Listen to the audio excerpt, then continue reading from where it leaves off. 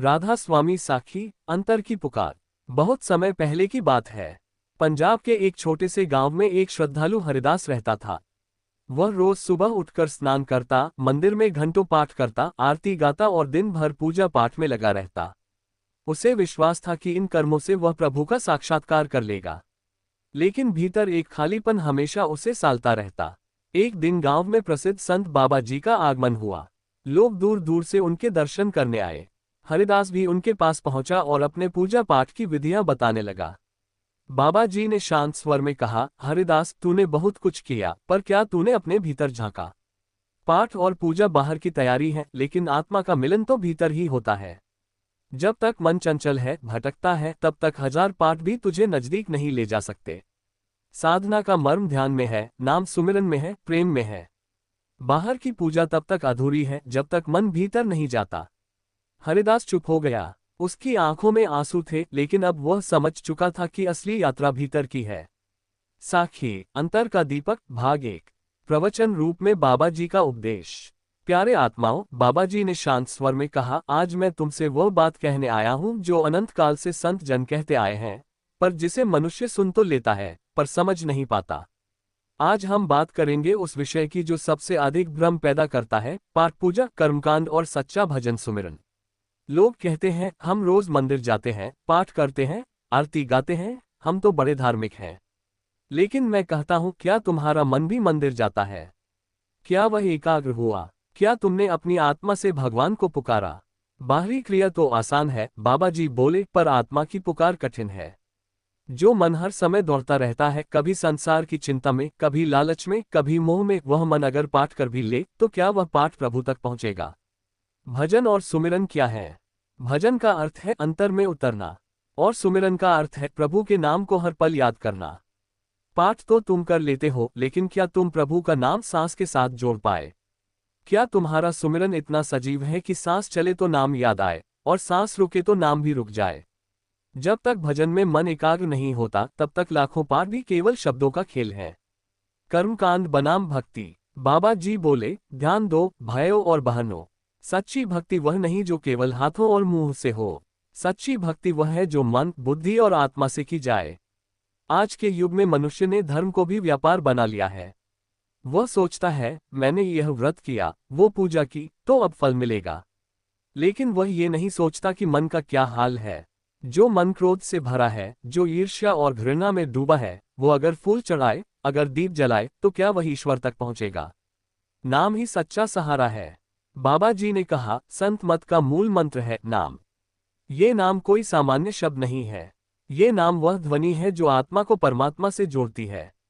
जब संत तुम्हें नाम देते हैं तो वे तुम्हें एक द्वार दिखाते हैं, उस द्वार से तुम्हें भीतर जाना है। अंतर का दीपक, भाग 2। विषय, नाम सुमिरन की शक्ति। बाबा जी ने अपने सामने बैठे श्रद्धालुओं की ओर प्रेम से देखा और बोले, प्यारे आत्माओं, तुम सब यह ज्ञान सुनने आए हो, पर ज्ञान तभी सार्थक होता है जब वह जीवन में उतरता है। अब मैं तुमसे वह रहस्य साझा करूंगा जिसे जानने के बाद आत्मा अपने मूल की ओर लौटने लगती है, और वह है नाम का सुमिरन। ये नाम कोई साधारण ध्वनि नहीं है। ये वह दिव्य वाणी है जो ब्रह्मांड की उत्पत्ति का मूल है। संत कबीर ने कहा, ग्रेटर दैन सागर में बूंद समाए, बूंद में सागर। नाम बिना नर मोहे माया, खोजे रे दिन रात। जब तुम्हारा मन स्थिर होता है और तुम अंतर की आंखों से देखना शुरू करते हो, तब तुम्हें अनुभव होता है कि यह जीवन केवल देह तक सीमित नहीं है। भीतर एक और दुनिया है जहां प्रेम है, शांति है, प्रकाश है और अनहद नाद है। ध्यान का अभ्यास क्यों जरूरी है? बाबा जी ने पूछा, क्या कोई खेत बिना हल जोते फल दे सकता है? नहीं ना। तो फिर आत्मा बिना अभ्यास के कैसे परमात्मा से जुड़ सकती है? ध्यान साधना वह हल है जो आत्मा की भूमि को उपजाऊ बनाता है। नाम उस बीज की तरह है जो भीतर बोया जाता है, और प्रेम, विनम्रता, भक्ति उसका जल है। हर दिन थोड़ी देर सच्चे भाव से बैठो, आंखें बंद करो और ध्यान दो भीतर की ओर। शब्द से जुड़ो, उस ध्वनि से जुड़ो जो हर क्षण तुम्हारे अंदर गूंज रही है। सत्संग का महत्व। फिर बाबा जी ने कहा, सत्संग वह वातावरण है जहां आत्मा को जागने का मौका मिलता है। जैसे आग के पास बैठने से गर्मी लगती है, वैसे ही संतों की संगति से आत्मा को चेतना मिलती है। लेकिन सत्संग सिर्फ सुनने के लिए नहीं है, उसे जीवन में उतारने के लिए है। अगर तुमने आज सत्संग में सुना कि क्रोध छोड़ो और फिर बाहर जाकर गुस्सा कर बैठे तो सत्संग व्यर्थ गया। बाहरी पूजा बनाम अंतर की साधना। बाबा जी बोले, बहुत से लोग सोचते हैं कि अगर हमने हवन कर लिया, दीप जला दिए, तो हमने धर्म का कार्य कर लिया। लेकिन अगर मन में द्वेष है, झूठ है, तो उस पूजा का क्या मूल्य रह गया। सच्चा धर्म वह है जो मन को साफ करे। जब मन निर्मल होता है तो आत्मा का प्रकाश स्वतः प्रकट होता है। इसीलिए संत कबीर ने कहा, ग्रेटर देन माला फेरत जुग भया फिरा न मन का फेर। मन का फेर दे तभी सुमिरन होए। अंतर का दीपक भाग 3। विषय मन का वश, आत्मा की पहचान। बाबा जी ने कुछ देर मौन धारण किया। सभा में सन्नाटा था। फिर उन्होंने शांत स्वरों में कहा, प्यारे आत्माओं, आज हम उस सबसे बड़े बाधक की बात करेंगे जो आत्मा को प्रभु से मिलने नहीं देता, और वह है मन। मन वह चंचल घोड़ा है जो हर दिशा में दौड़ता है, कभी भूत में कभी भविष्य में। जब तक यह मन नियंत्रण में नहीं आता तब तक कोई भी साधना स्थिर नहीं हो सकती। यही कारण है कि संत हमेशा कहते हैं, पहले मन को वश में करो। मन का स्वभाव, मन को संसार की तरफ खींचना आता है, इंद्रियों के सुख, विषय, विकारों की ओर। वह बाहर की दुनिया में रमना चाहता है, उसे माया भाती है। संसार एक रंगमंच है और मन उसमें सबसे बड़ा अभिनेता है। हर दिन नया पात्र बनता है, कभी पिता, कभी व्यापारी, कभी मित्र, कभी दुश्मन। लेकिन आत्मा तो शुद्ध चैतन्य है जो इन सारे पात्रों से अलग है। आत्मा कौन है? बाबा जी बोले, तुमने कभी सोचा मैं कौन हूं? क्या मैं ये शरीर हूं? क्या मैं ये नाम हूं? क्या मैं इस जाति, धर्म, रूप, देश का हिस्सा हूं? नहीं प्यारे आत्माओं, ये सब तो एक आवरण है। जैसे कपड़े बदलते हैं वैसे ही आत्मा भी जन्म जन्मांतर के वस्त्र बदलती है। पर जो नहीं बदलता वह है चेतना आत्मा, और यह आत्मा उसी प्रभु का अंश है। जैसे सूरज की किरणें वैसे आत्माएं। लेकिन जब यह आत्मा मन, माया और कर्मों में उलझ जाती है तो वह अपने मूल को भूल जाती है। मन को जीतना कैसे संभव है? अब प्रश्न यह है कि इस मन को वश में कैसे करें। उत्तर एक ही है, नाम का अभ्यास। जब तुम ध्यान में बैठते हो और भीतर के शब्द से जुड़ते हो तो धीरे धीरे यह मन शांत होता है। जैसे एक बिच्छू को घी में डुबोकर रखा जाए तो उसकी चाल धीमी हो जाती है, वैसे ही नाम में डूबा मन धीरे धीरे निष्क्रिय होने लगता है। ध्यान, सुमिरन और संतों की शरण, ये 3 औषधियां हैं इस रोगी मन के लिए। प्रेम, सच्चे मार्ग की कुंजी। बाबा जी ने कहा, लेकिन इन सब के मूल में एक चीज जरूरी है, प्रेम। प्रेम वह शक्ति है जो आत्मा को उड़ान देती है। जहां प्रेम है वहां द्वेष नहीं। जहां प्रेम है वहां सेवा है। जहां प्रेम है वहां अभिमान नहीं। पर आज के युग में प्रेम को भी स्वार्थ का वस्त्र पहनाया गया है। जब तक प्रेम सच्चा नहीं होगा तब तक ध्यान भी गहराई नहीं पकड़ेगा। संत रविदास जी ने कहा, ग्रेटर देन मन चंगा तो कठौती में गंगा। प्रेम गली अति सान करी, तामे दो न समाये। इसलिए आत्मा को अगर घर लौटना है तो उससे प्रेम के साथ ध्यान के सहारे और नाम के बल से लौटना होगा। विषय, कर्म, भाग्य और मुक्ति की राह। बाबा जी ने एक चुप बैठे युवक की ओर देखा। उसकी आंखों में चिंता थी, मन में उलझन। बाबा जी ने मुस्कुराते हुए पूछा, बेटा क्या सोच रहे हो? उसने कहा, बाबा जी, जीवन में दुख बहुत हैं। कभी व्यापार में घाटा, कभी रिश्तों में टूटन, कभी बीमारी। क्या ये सब मेरे कर्मों का फल है? क्या भाग्य को बदला जा सकता है? बाबा जी ने प्रेम से कहा, हाँ बेटे, यही तो आज का विषय है, कर्म, भाग्य और मुक्ति। कर्म का सिद्धांत, ये संसार कर्म भूमि है। जो हम करते हैं वही लौट कर आता है। ये कोई धर्म की बात नहीं, ये प्रकृति का नियम है। जैसे बीज बोओगे वैसा ही फल पाओगे। जो कल बोया वह आज फलित हो रहा है। जो आज बोओगे वह कल सामने आएगा। परंतु यहाँ एक भ्रम है। लोग सोचते हैं कर्म तो कर लिया, अब भुगतना ही पड़ेगा। पर बाबा जी बोले, सही है कि फल तो मिलेगा, पर वह कैसे और कब मिलेगा ये साधना पर भी निर्भर करता है। सच्चा भजन बदल सकता है लेखा। अगर कोई व्यक्ति सच्चे मन से संतों की शरण में आता है, नाम जपता है और अपने जीवन में परिवर्तन लाता है तो उसकी कठिन से कठिन तकदीर भी नर्म हो जाती है। संत तुलसीदास जी ने लिखा, ग्रेटर देन साधु संगति मोहि भाई, भव भेषज सोई। राम बिनु गति न पावई, जान लेउ रे मीत। नाम की शक्ति इतनी प्रबल है कि वह जन्मों जन्मों के कर्मों का लेखा जोखा जला देती है। लेकिन इसके लिए जरूरत है प्रेम, धैर्य और दृढ़ अभ्यास की। कर्म से भागा नहीं जा सकता, पर ऊपर उठ सकते हो। बाबा जी बोले, ध्यान रखना, हम कर्मों से भाग नहीं सकते, पर हम उन पर सवार हो सकते हैं। जैसे कोई विमान बादलों के ऊपर उड़ जाता है, वैसे ही आत्मा नाम की शक्ति से कर्मों के प्रभाव से ऊपर उठ सकती है। कभी कभी दुख आते हैं तो वे पुराने कर्मों की आग बुझाने के लिए आते हैं। तुम उन्हें सहन करो, पर अपने ध्यान से विचलित मत हो। प्रभु पर भरोसा रखो। सेवा और सुमिरन दो पंथ। बाबा जी ने आगे कहा, सुमिरन के साथ सेवा भी आवश्यक है। सेवा वह भावना है जहां तुम अहंकार को त्यागते हो और दूसरों के लिए कुछ करते हो। जब सेवा बिना दिखावे के होती है तब वह आत्मा को हल्का कर देती है। सुमिरन आत्मा को ऊंचा उठाता है और सेवा उसे विस्तार देती है। ये दोनों पंथ मिलकर आत्मा को परमात्मा की ओर ले जाते हैं। सच्चे संत की पहचान और उनका महत्व। बाबा जी ने सभा की ओर नजर डाली। किसी ने पूछा, बाबा जी, आजकल तो बहुत साधु संत नजर आते हैं। कोई चमत्कार दिखाता है, कोई दान मांगता है, कोई व्रत उपवास पर जोर देता है। सच्चा संत कौन होता है? बाबा जी ने गहरी सांस ली और बोले, प्यारे आत्माओं, संत और व्यापारी में फर्क समझो। जो दिखावे करे, नाम बेचकर धंधा करे, वह संत नहीं, वह तो माया का दलाल है। सच्चा संत वह है जो तुम्हें आत्मा का रास्ता दिखाए, न कि बाहर की पूजा में उलझाए। संत की पहचान। ग्रेटर देन संत को पहचानिए जो कहे नाम की बात, न लुभाए माया में, न दिखावे सौगात। सच्चा संत तुम्हें खुद से नहीं, परमात्मा से जोड़ता है। वह तुम्हें अपने अंदर झांकना सिखाता है। उसकी बातों में मिठास होगी, पर उस मिठास में भी गहराई होगी। वह तुम्हारे अंदर क्रांति ला देगा। संत क्या करते हैं? बाबा जी बोले, संत कोई साधारण व्यक्ति नहीं होता, वह आत्मा का चिकित्सक होता है। जैसे डॉक्टर रोगी की स्थिति देखकर दवा देता है, वैसे ही संत हर आत्मा को उसके स्तर पर मार्गदर्शन देता है। संत न कोई धर्म का ठेकेदार होता है, न किसी संस्था का एजेंट। वह तो प्रेम का दरिया होता है। वह हर आत्मा को एक नज़र से देखता है। हिंदू, मुस्लिम, सिख, ईसाई सब उसके लिए आत्माएं हैं, शरीर के नाम नहीं। संत का संग कैसे करें?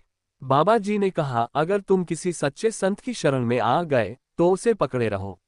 जैसे बच्चा अंधेरे में माँ का आंचल नहीं छोड़ता, वैसे ही तुम भी संत का सुमिरन मत छोड़ो। संत से निकले हर शब्द को दिल में उतारो। वह सतनाम का बीज बोता है। अब तुम्हारा कार्य है उसे प्रेम, भक्ति और ध्यान से सींचना। संत से जुड़कर क्या होता है? बाबा जी बोले, संत आत्मा को उसके घर की याद दिलाता है। वह कहता है, तू यहाँ का नहीं है, तेरा घर तो वहाँ है जहाँ से तू आया है। जो आत्मा उस संत की शरण में जाती है, वह धीरे धीरे संसार के बंधनों को पहचानने लगती है और एक दिन वह परमात्मा में विलीन हो जाती है। संत माया की जंजीरों को काटता है, पर उसके लिए आत्मा को भी लगन और श्रद्धा के साथ चलना पड़ता है। विषय, माया क्या है और आत्मा उस जाल में कैसे फंसती है? बाबा जी ने सभा को देखा और बोले, प्यारे आत्माओं, आज हम उस विषय पर बात करेंगे जिसने आत्मा को जन्मों जन्मों से बांध रखा है, माया। माया क्या है? यह कोई स्त्री नहीं, कोई वस्तु नहीं, यह एक शक्ति है जो भ्रम पैदा करती है। माया वह पर्दा है जो असली और नकली के बीच भेद मिटा देती है। माया का स्वरूप। माया दो प्रकार की होती है। एक, स्थूल माया जो शरीर, धन, पद, रिश्ते और संसार के भौतिक सुखों में प्रकट होती है। दो, सूक्ष्म माया जो अहंकार, क्रोध, मोह, ईर्ष्या, वासना आदि रूपों में आत्मा को घेरे रहती है। बाबा जी ने समझाया, जिसे तुम अपना मानते हो, घर, गाड़ी, नाम, पहचान, वह सब माया के खेल हैं। आज है, कल नहीं रहेंगे। आत्मा इनसे चिपक कर खुद को भूल बैठती है। माया आत्मा को कैसे बांधती है?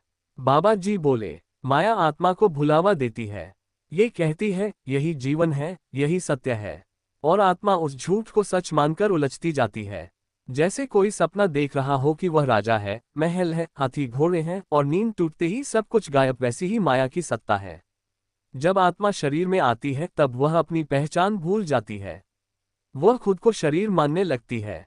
फिर संसार के रिश्तों में बंध जाती है और भूल जाती है कि उसका असली रिश्ता सिर्फ परमात्मा से है। माया का सबसे बड़ा हथियार मैं और मेरा। बाबा जी बोले, माया का सबसे सूक्ष्म और शक्तिशाली हथियार है अहम, मैं और स्वामित्व मेरा। जैसे ही आत्मा कहती है, यह मेरा है, वह माया में फंस जाती है। सच्चा संत इस भ्रम को तोड़ता है। वह कहता है, न तू ये शरीर है, न ये तेरे रिश्ते, तू तो परम ज्योति का अंश है, अजर, अमर, अविनाशी। माया से कैसे बचें? बाबा जी ने उपाय भी बताया। 1. नाम सुमिरन माया की गति को काटने का सबसे बड़ा साधन है। 2. विवेक क्या स्थायी है, क्या अस्थायी, इसका विचार हर समय जरूरी है। 3. संत की संगति जो माया से परे है, उसकी संगति माया का प्रभाव कम करती है।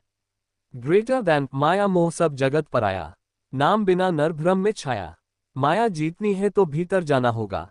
बाबा जी ने कहा, बाहर की दुनिया में माया का अंधेरा है, भीतर ही आत्मा का सूर्य है।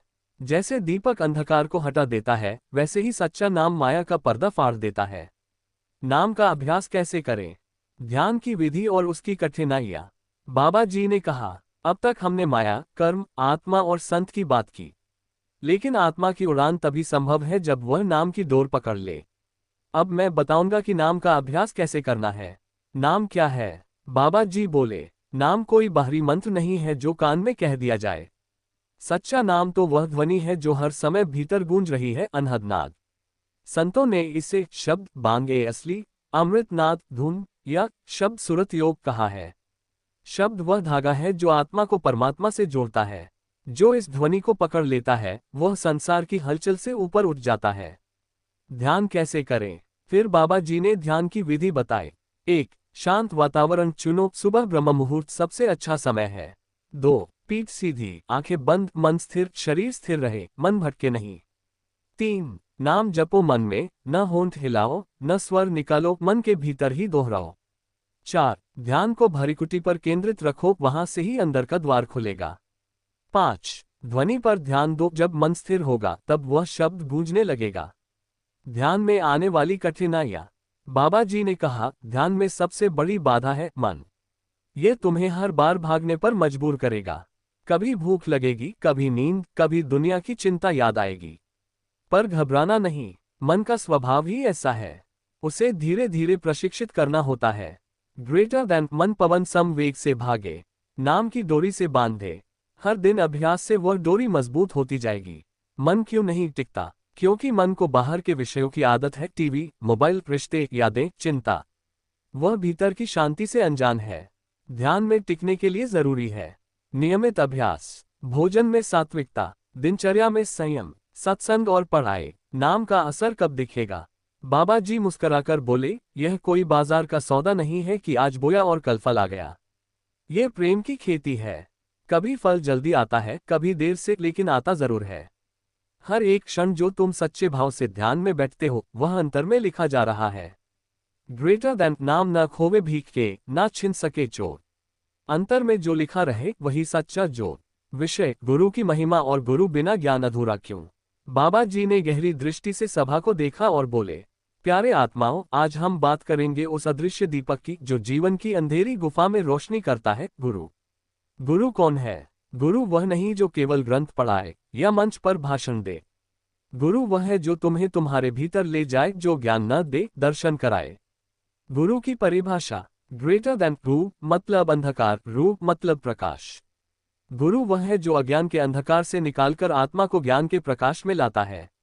बाबा जी ने कहा, जिसे तुम मैं कहते हो वह अहंकार है। गुरु उस पर से पर्दा हटाता है और तुम्हें बताता है कि तुम कौन हो, कहां से आए हो और कहां जाना है।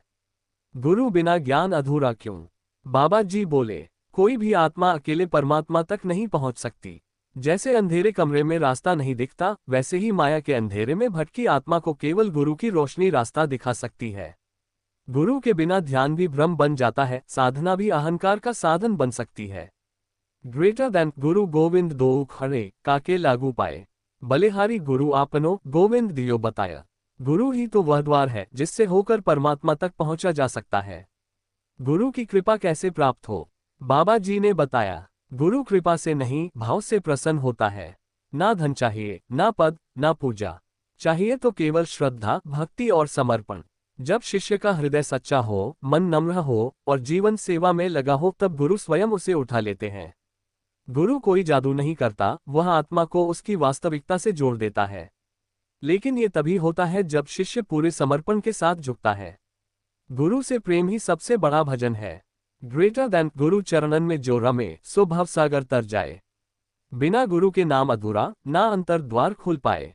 गुरु का नाम अगर हृदय में उतर जाए तो वह नाम ही मंत्र बन जाता है, वह नाम ही साधना बन जाता है और वही अंत में मोक्ष बन जाता है। योजक चिन्ह, योजक चिन्ह, योजक चिन्ह, योजक चिन्ह, योजक चिन्ह, योजक चिन्ह।